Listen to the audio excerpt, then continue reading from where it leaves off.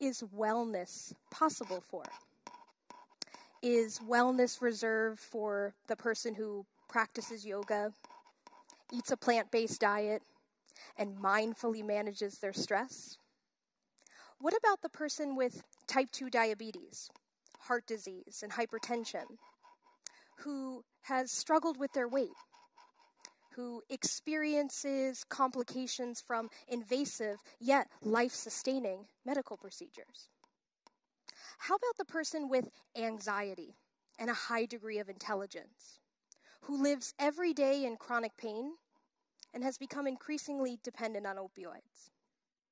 What about the stoic yet secretly sensitive person who finds themselves shrouded in grief, unfamiliar with their own emotions that they've suppressed for so long, who contemplates taking their own life?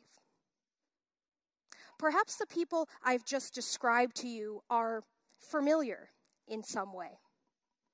Aspects of them may remind you of your family, your friends, your coworkers.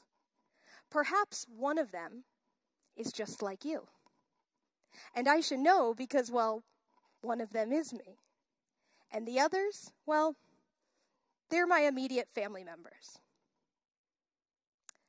So my question remains, of the people pictured before you, of the individuals who came to your mind, and for the person who, when you look in the mirror, is you, I ask, who is wellness possible for?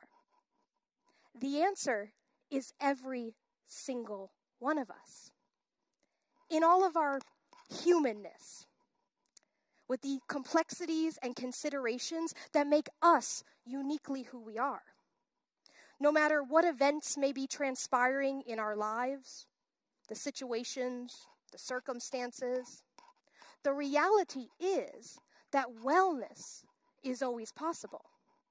And that's because wellness is an inside job. Now, I understand that what I've just shared isn't always congruent with the picture of wellness that so often is painted. In a day and age where the word wellness has become so commonplace, from doctors' offices and corporate boardrooms to detox teas and clever marketing campaigns, it's interesting, though not entirely surprising, that the word wellness has us quite confused, both in terms of who wellness is for and how wellness is cultivated. Allow me to illustrate this point by posing yet another question. What comes to your mind when you think of wellness? Is it no longer needing to take a certain prescription medication, practicing meditation, cultivating joy and happiness, going vegan, styling your hair in a man bun? You see, inherently, the word wellness will conjure up different ideas for different people based on our own individual understanding, experiences, embodiment, and biases associated with what we perceive to be the current wellness narrative, and how we either fit into or deviate from that very structure. And so if I were to attempt to succinctly describe our relationship as a society to the word and the concept of wellness at this current juncture, it'd be something akin to the Facebook status, "It's complicated."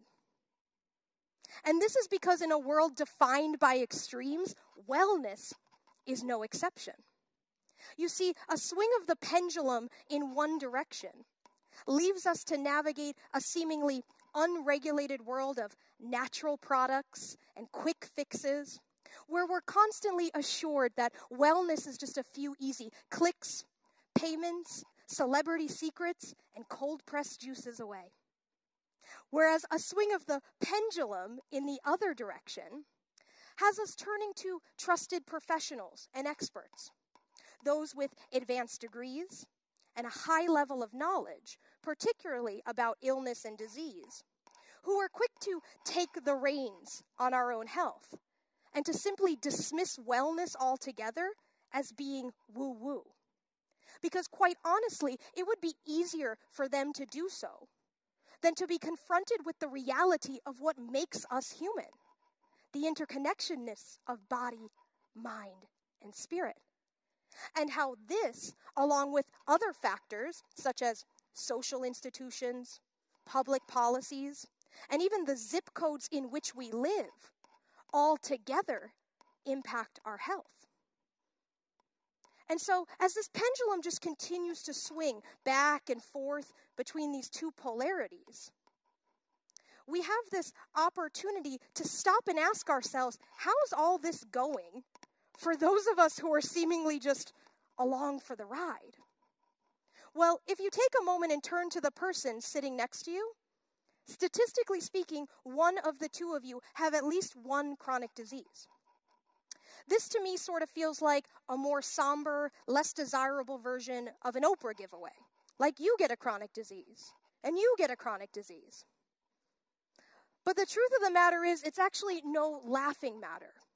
Because these prevalent yet preventable diseases have a tremendous physical, psychological, and economic impact. And quite frankly, they become the matter of life and death for so many people, as I've seen in my own family.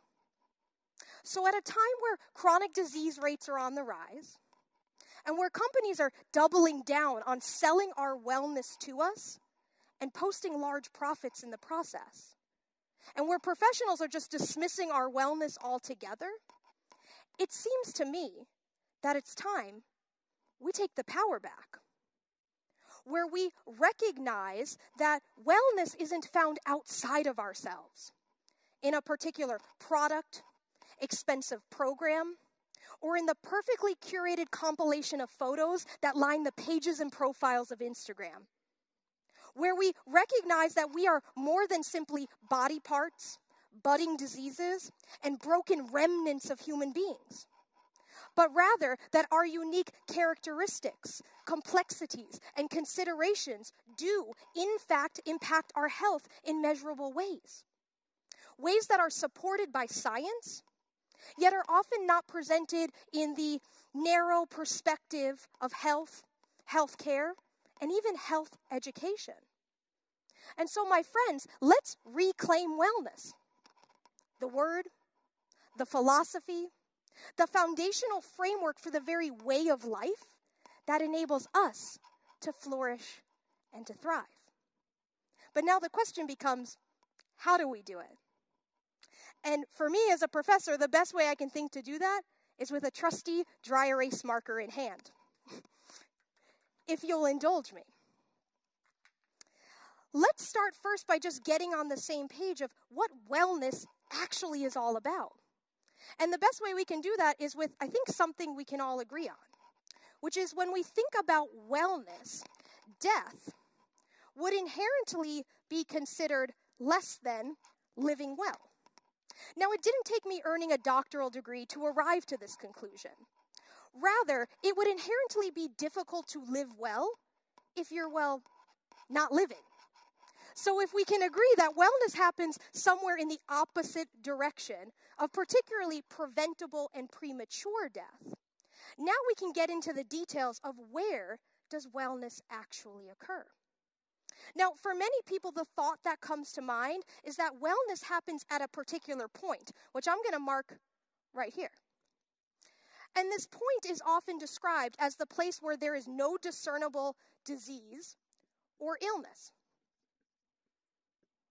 And this would align very beautifully with the current and predominant approach to healthcare, what I'll mark with a line as the treatment paradigm, where the primary emphasis is placed on identifying, combating, and managing chronic diseases in order to restore this neutral point of essentially unsickness, which is described then as health, and wellness, words that many use interchangeably.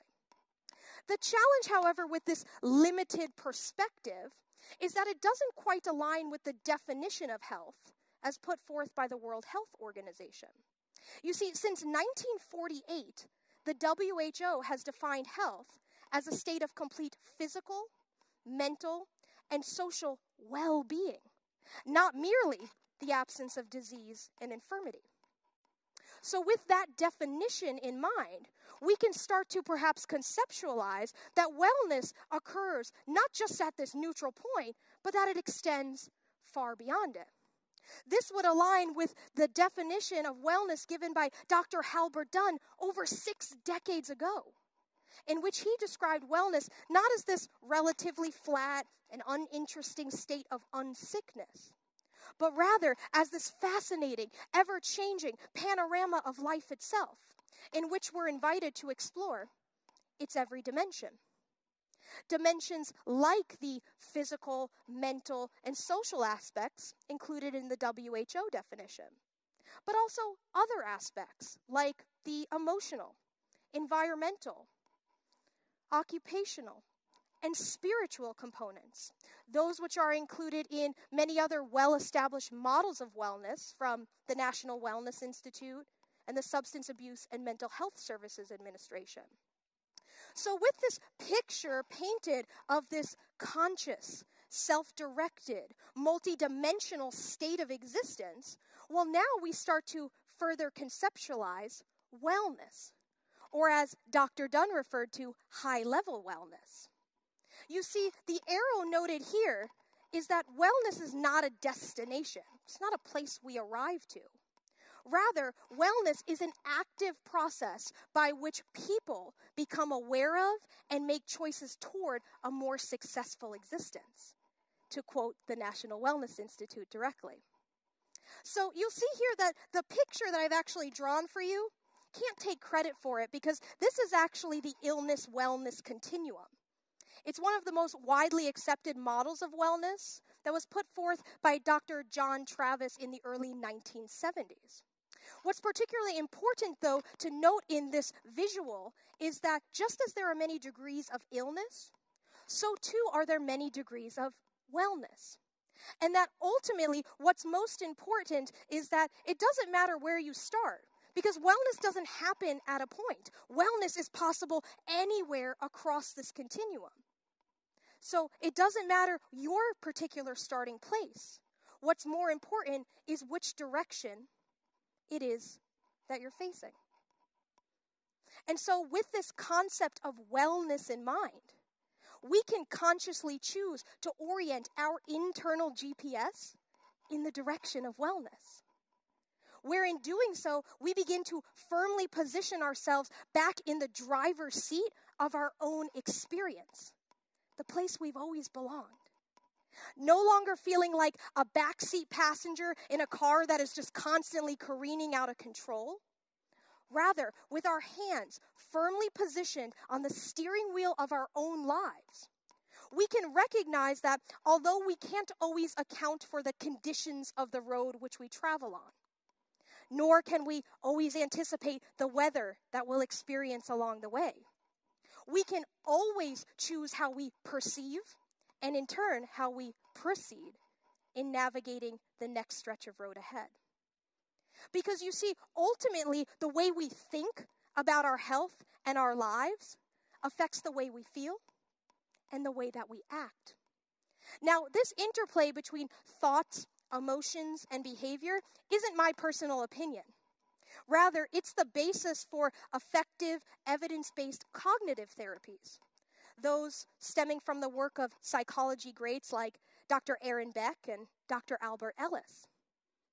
One of these particularly well-researched approaches, cognitive behavioral therapy, offers some really key concepts that we can begin to apply into our own lives to help prompt this perspective shift.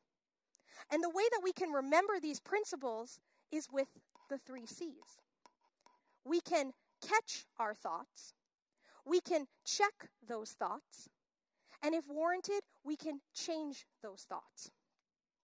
So with this curious, almost detective-like mindset, we can conduct our own internal investigation, examining our very thought patterns, particularly becoming more aware of the automatic negative thoughts that are associated with particular events and situations, which in turn prompt negative feelings. And as we become more aware of this inner dialogue, well, then we have the opportunity to fact check those thoughts. Basically reflecting on and gathering evidence to either support or refute those very ways of thinking.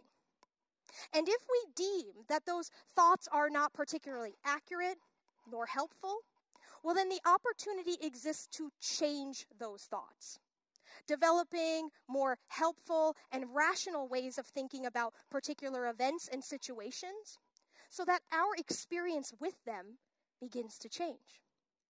Now, notice with the 3 C's that the events in our lives need not change, but rather our response to them does. And so as we have this shift in perspective, we begin to set the stage to experience more positive emotions, to begin to engage in more positive behaviors, and in turn, to cultivate greater wellness. So you see, wellness isn't an attack on modern medicine, nor is it the wide acceptance of all alternative approaches. Rather, wellness begins with a shift in perspective. How we see ourselves, others, and the world around us, and how we actively choose to explore what's actually possible for us. No longer seeing ourselves as our deficits, diseases, or as defined by the determinants of our own existence. Rather, seeing ourselves as whole, resourceful, capable, multifaceted beings, those with unique strengths and insights, ones which we can use to improve our health and to actualize our personal potential. So the invitation that exists to you today is just simply to come as you are, in all your humanness. Because the truth of the matter is, the opportunity to cultivate greater wellness is not because somebody has a product to sell us, but because we have an innate purpose within us. Thank you.